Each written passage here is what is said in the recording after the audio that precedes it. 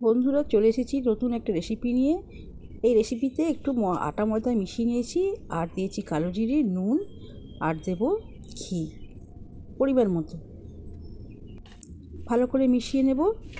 মিশিয়ে নেবার পর জল দিয়ে, বেশি করে ঘি দিয়েছি তো গরম জল লাগবে না, আর ঠান্ডা জলেই আমি মিশিয়ে একটু দেবো। একটু চিনির বদলে একটু আমি পাটালি মিশিয়ে দিচ্ছি, একটু মিষ্টি মিষ্টি হবে সেজন্য একটু পাটালি মিশিয়ে ভালো করে মিশিয়ে দেবো। আটার সাথে মিশিয়ে আর জল দিয়ে মেখে নিতে হবে।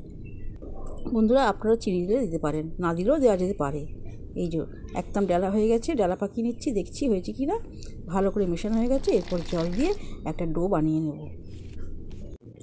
ডোটা বানানো হয়ে গেছে, তারপর আমি একটা ঢাকা দিয়ে রেখে দেবো আধ ঘন্টা মতো।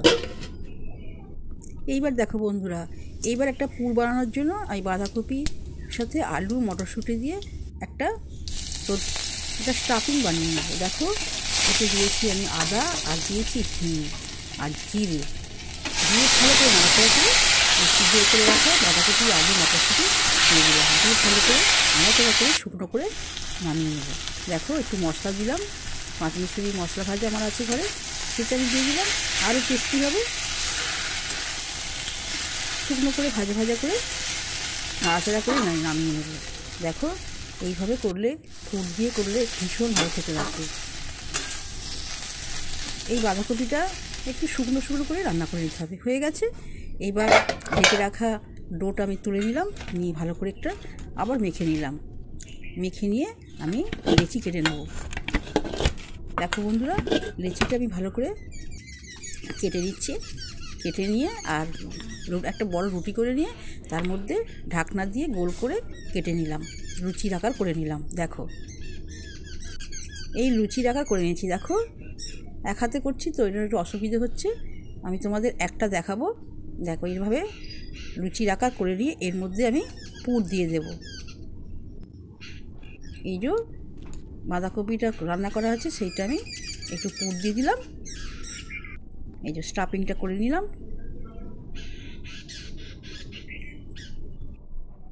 এরপর তেলে ভেজে নিতে হবে, সাদা তেল, ঘি, যেটা ইচ্ছা। আমি সাদা তেলে ভেজে নিচ্ছি, সর্ষের তেলও ভাজা যায়, যে কোনো তেলে ভেজে নিতে হবে।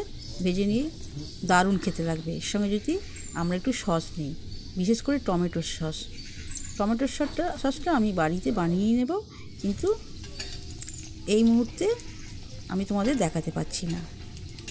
দেখো, ভীষণ টেস্টি হয় এই ধরনের করলে না। এটা মোমোর মতো, মোমোই বলবো আমি, মোমো ফ্রাই। ভীষণ খেতে লাগে এই মোমো। এই মানে সিদ্ধ করার থেকে, ভাপানোর থেকে এইটা এত খেতে ভালো লাগে কি বলবো। তেলে ফ্রাই হয় না, একদম মুচমুচে হয়ে গেছে। দেখো কীরকম আওয়াজ হচ্ছে, ঠকঠক করে আওয়াজ হচ্ছে। দারুণ হয়েছে, মুচমুচে একেবারে। ঘিটা বেশি দিলে মুচমুচে হয় ভালো। যখন তখন এটা ভেজে খাওয়া যেতে পারে। দেখো বন্ধুরা, আমি এখন করে ফেললাম, তোমরাও বাড়িতে করে ফেলবে, খুব খেতে ভালো লাগবে। খুব মজাদার রেসিপি একটা। আর এর সাথে যদি একটু টমেটো সস থাকে, দারুণ মজা লাগবে, দারুণ মজা লাগবে। তোমরা এই রেসিপিটা কেমন হয়েছে তোমরা একটু কমেন্ট করে বলো, আমি খুব খুশি হব। তোমরা ভালো থাকবে, সুস্থ থাকবে, আনন্দে থাকবে। পরের ভিডিও দেখা হবে।